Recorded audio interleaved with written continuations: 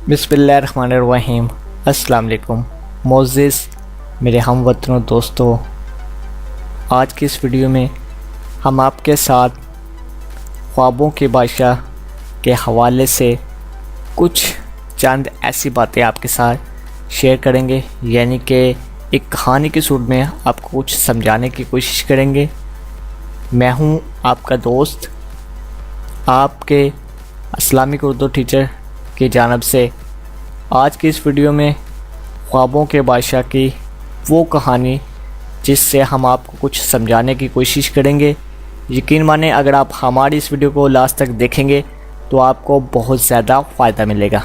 चलते हैं वो कहानी की जानिब कि वो कहानी क्या है। एक गाँव में एक पीर रहता था। वो हर रोज़ लोगों को बेवकूफ़ बनाकर इससे पैसे लेकर गुजारा करता था। हर वक्त अमीर होने के सपने देखता था। काहली और सुस्ती में सबसे आगे था। ज़िंदगी में कभी किसी काम पर इसने मेहनत नहीं की थी। एक दिन इसका एक मरीद आया और इसने इसको कहा कि वो एक देश की बढ़कर दूध नजराने के तौर पर दे के जाए।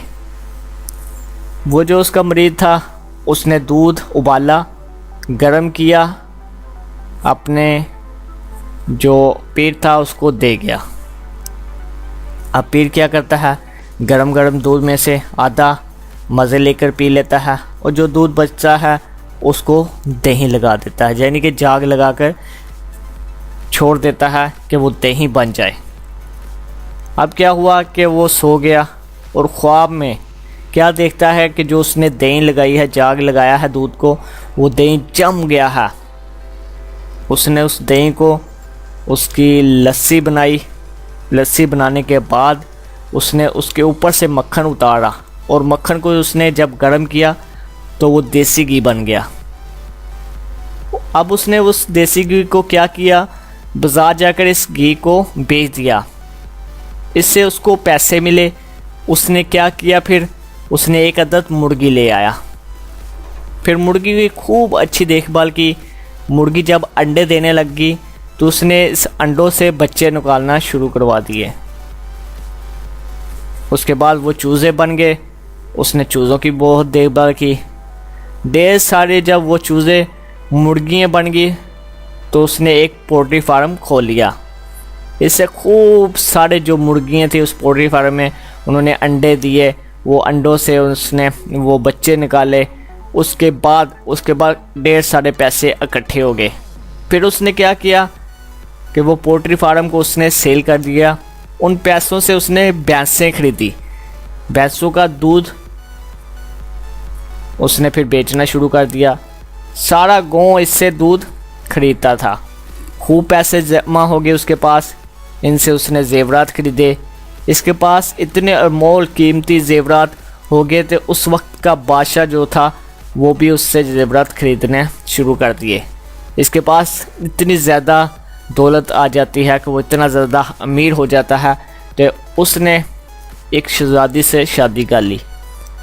उस शहज़ादी को उसने खूब अच्छी तरह देखभाल, उसको प्यार, हर चीज़ ज़रूरियात उसकी पूरी की। उसमें से उसको एक बेटा हुआ। इसकी ज़िंदगी हर तरह से खुशी से खूब पूरी होगी। फिर ख्वाब में देखता है कि इसका बेटा शरारत कर रहा होता है तो एकदम वो गुस्से में आ जाता है और उसके पास पड़ी एक छड़ी उठाता है और ख्वाब में ही अपने लड़के को मारना शुरू कर देता है।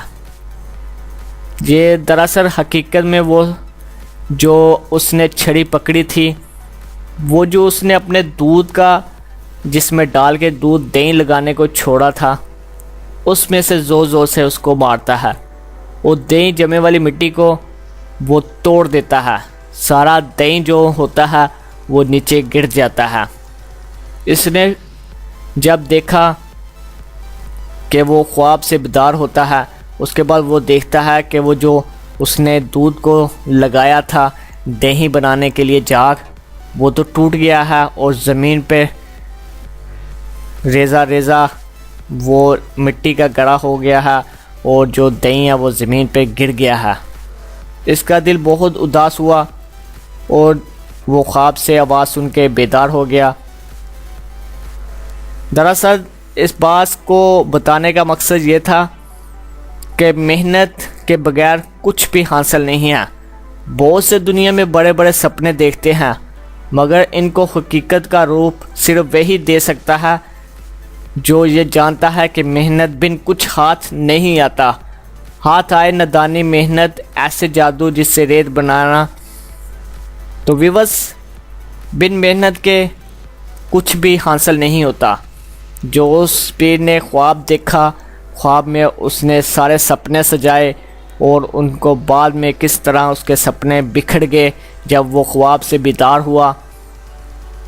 तो इस वीडियो को बनाने का मकसद ये था कि आपको कुछ बनना है, कुछ दुनिया में कर दिखाना है, तो मेहनत के बगैर कुछ भी हासिल नहीं है। मेहनत करोगे तो आसमान की बुलंदियों तक आप वो सब कुछ हासिल कर सकते हो जो आप चाहते हो। तो व्यूअर्स, मैं उम्मीद करूँगा आपको हमारा ये वीडियो बहुत ज़्यादा अच्छा लगेगा और इस तरह के अच्छे मालूमाती वीडियो देखने के लिए हमारा इस्लामिक उर्दू टीचर को ज़रूर सब्सक्राइब करें। दुआ में याद रखिएगा। अल्लाह हाफिज़।